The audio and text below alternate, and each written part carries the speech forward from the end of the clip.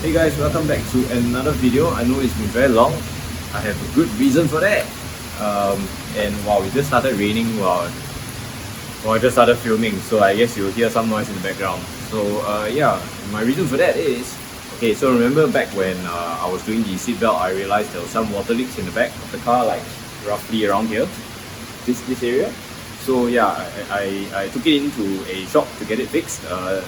And they didn't know how long that was going to take, so eventually it took a week. And so for those that are considering doing rust repair and water leak checking, so they charge by the day. So it's this guy charged me like $100 a day just to get it checked, and plus the fix actually. So I guess that's okay. So what he did was just strip everything down and just pour water through, and then they found leaks in this rubber seal here on both sides, and also in the tail lights. So in the tail lights, like the water was leaking through. So he got that fixed for me. So I think he just put seam sealer over it and just sprayed it silver to match the car.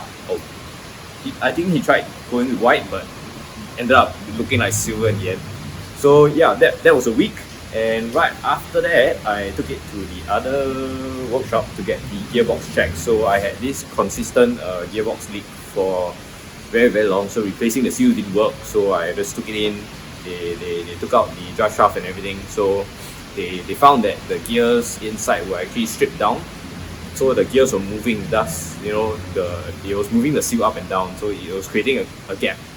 And yeah, so I had to replace the entire gearbox. They couldn't find one in Singapore, so they had to source one from Malaysia. And the moment when I ordered the new gearbox, or they ordered the new gearbox, the extended movement control order kicked into place because they had a new wave. So the gearbox couldn't even come into Singapore. It did eventually in the end. I had to pay a premium price for shipping, so I kind of know how we got in. I won't go into those details. If you know, you know. And yeah, that took like an entire month. So it was gone for like 5 weeks, which kind of explains why I suddenly disappeared for a while. Don't worry, I'm back. Although they are like, I hope there's less stuff to do on the car mechanically and more of like cosmetic things, which is what we're doing today. So as you can see by the title, we are removing the disgusting sound deadening mats that were in the car. So the sound deadening mats are not stock. So I guess the usual dry ice method doesn't work. And I checked with the shop that did the rust repair. They fixed that little rust spot in the boot for me, and they told me how they did it. And I'm just trying to replicate that on my own. Then I can save $100 a day by doing it myself. So from the previous video, if you've seen that, the wooden trunk was like totally rotted, and like it was becoming sawdust and it was getting everywhere. And there was this little rust spot in the boot. So they got that fixed, and let me just show you what that looks like now. I've gone ahead and removed the back seats already. So I actually thought they were gonna like they'll fix the entire like back for me, because I told them I want to get rid of this sound deadening. So they only fixed that spot. If you remember, that the little rust spot was in this corner here. Yeah, so they got that fixed for me, which is pretty nice. And what they did was they just pulled out all this sound deadening mat. It's not stock, so it's actually held on by this adhesive tar, and they used turpentine to like remove the residue. And what they sprayed over in place is this undercoating. So I think this is quite similar to truck bed liner. So it's a rubberized undercoating to prevent rust and grime or whatever. And it kind of gives a little bit of soundproofing as well, which I will try to actually do for the rest. Because right there you can see there's a whole massive chunk, and I'll remove these panels to tackle the ones underneath as well. So yeah, this is the project for today, and on to the part I hate the most, which is removing these annoying panels. I hate this a lot. Alright, I got the first panel out, and I just want to say, wow, things are really much easier when you know what you're doing. That wasn't even 15 minutes. That took me like how long was it? It took me like 4 hours the other time just to change that damn seat belt, and now it just took me 15 minutes to just take everything out. You know, with like, you know what you're doing, you have the tools that you need. You know, everything was installed right. Like that stupid whole thing, because I couldn't take out the strut bar before. That was a super pain just to like navigate taking out the panel with that strut bar in place. So now I can remove the strut bar. It was so much easier. And yeah, on to the next side. It's been only like half an hour and I've got both sides out now, so this is good progress for me. Actually, I planned this to be like a multi-day job because this is going to be super messy. I need like one full day just to probably clear all this mess. Yeah, so this is where I'm gonna stop today, and I'll continue like tomorrow. But for you guys, it's gonna be in one video. Not gonna cliffhanger y'all like that. Alright, so it's day number 2, and today I guess it's time to like pull everything out and start to clean it. And what I have here today with me is this turpentine. So I got a few cans of this. I'm not sponsored or anything, this was just whatever I could find. Yeah, so turpentine and a couple of old cloths or rags that I can find, and I guess it's just to soak them and kind of just wipe everything down, just get all the residue out.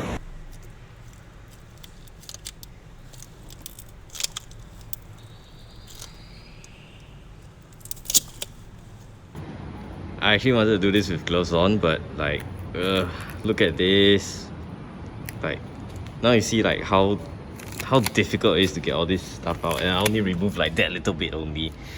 Like, it's so bad because like it sticks to the gloves and everything. So, like, I can't even get it.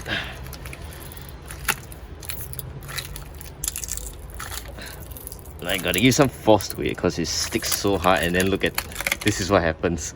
So I'll just rip the gloves off, and then I can't even get it off my hands after that. So I guess this is why nobody wants to do.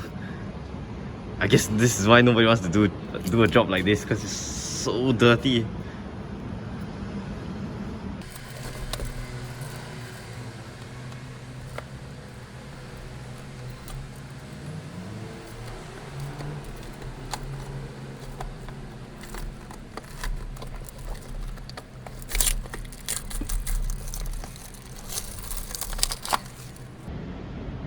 Okay, so I had to break for lunch, and this is pretty much where I'm at now. I got like the right side pulled out in like an hour, and yeah, I had to stop for lunch because I started late. And then while grabbing lunch, because you know, I had to clean my hands for all that tar, so I used the turpentine, and actually quite effective. So like all the gooey tar stuff, yeah, and I think it is tar because when I smelled it, right, it smells exactly like, you know, when you walk past those construction sites with the steamrollers and everything. So it smelled exactly like that. So that, I think I can confirm is tar, and I guess for you smokers, that's what you're putting into your lungs, so don't do that.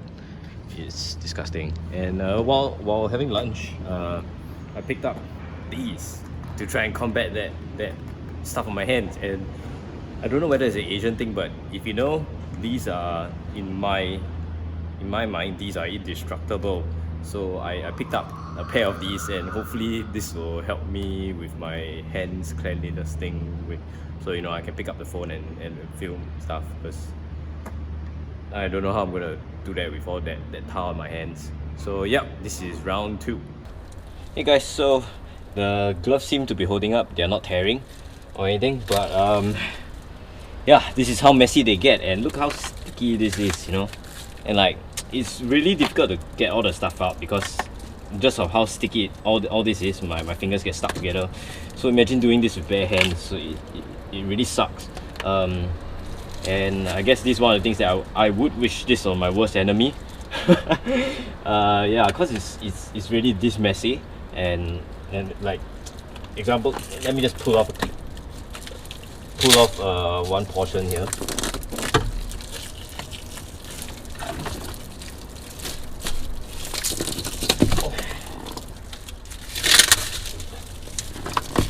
Okay, so yeah, I've got one portion off now. So the thing is how to get this off even getting it off my hands are a real challenge. And yeah, so the gloves all stick together, and then this is stuck on my hand now, one piece of it.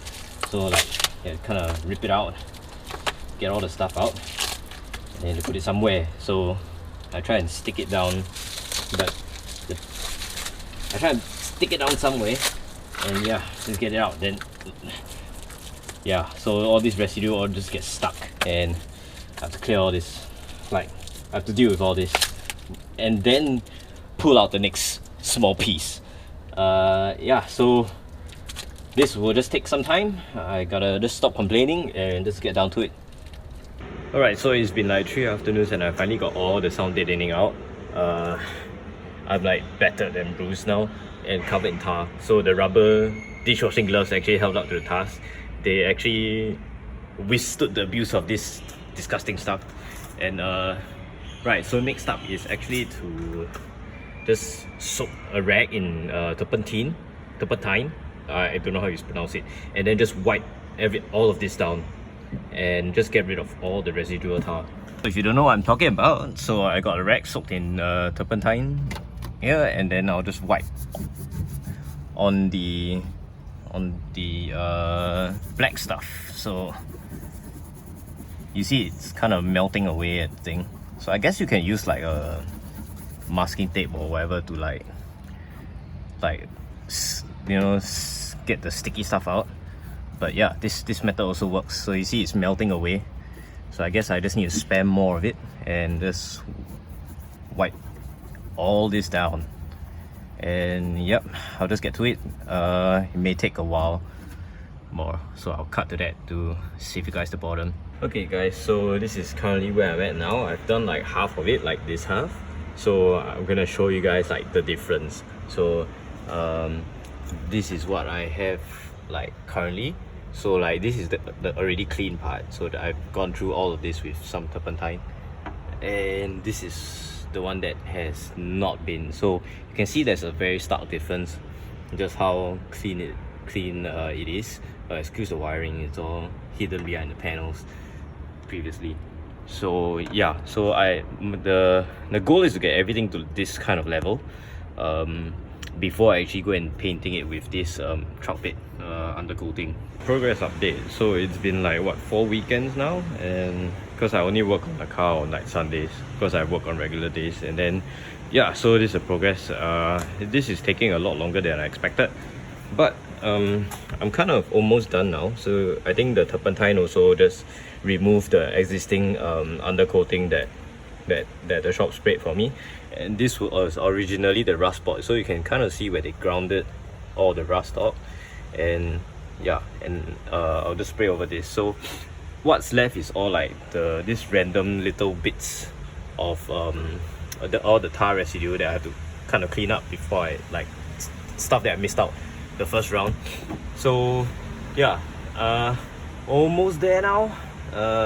After this is just sanding. I'll just sand everything down, and then I'll just go over with the undercoating, and hopefully that's done. The sad part is all of this is going to be hidden away once I'm done with it, but it gives me like peace of mind that I know that, you know, the underneath of the car is in like good shape. So yeah, back to wiping it down again. Finally got like everything sanded down, and it's like so much better now. Like you can actually see like where it was rusted, it was all kind of sanded out. So all the rust is actually just surface rust, so all that sanded and buffed out. So underneath this black paint is original color is white, so I couldn't get all the black stuff out. And I think this is pretty good enough to be painted over, and it's like 1,000,000 times better than what it was originally already. So yeah, finally. This took like, including today, is like about 5 whole days, 5 afternoons actually. So yeah, it's actually very intensive work. And yeah, I guess now it's time to like mask everything off and then start spraying. Masked everything off, and I actually got the first coat of paint down. I kind of forgot to film. And yeah, first thoughts, this stuff comes out super watery. So I wish I could have like test sprayed something first. Wait, I should have, but I forgot. And yeah, it comes out super watery. It's not like any spray paint at all where you like light coats or just like quick motions, but this comes out like really literally liquid rubber, so it's very messy, very watery, sorry. And yeah, I guess I just have to just let it like dry after the first coat. I don't think there's really such thing as a light coat with this, and then I'll just go through, you know, on top with another coat. So like this much I actually use like 3/4 of a can just to finish up all this. And the undercoating in question is this. So I got this Bosley undercoat rubberized thing, and yeah, this was I think like $6.50 or something for the can. It's quite cheap. I was looking for like Linex or like those kind of truck bed liners. I couldn't find any, but this I think is the closest thing that I can find. And yeah, so so far I think I'm pretty satisfied with what this is going to look like, and I'll update you guys once I'm done finishing up the entire thing. I finally got all the stuff painted now, and I'm finished with the entire job. I painted quite late into the night, so I couldn't get any nice lighting for actually filming all that. But let me show you the final result.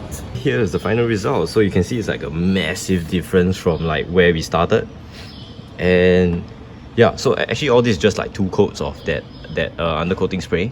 So it's like this rubbery type of like scratch resistant kind of layer. And yeah, I gone through everything, so I didn't spray the gas the fuel tank cover because there's like little creases and gaps that, you know, I still can't get all the residue out. I guess that is for a future project. And so yeah, I'm really satisfied with like how all this turned out, and I'm super proud of all the work. So I'll include a before footage here so you can like compare. You can see like there's a stark difference. Like I'm super satisfied. I can't say that enough. So yep, this makes me a very proud boy. And yeah, that's all for today's video. I thank you so much for watching, and if you like it, give it a like, hit subscribe if you haven't already, if you want to stay up to date with the Project EG. And I'll see you guys in the next video. Peace.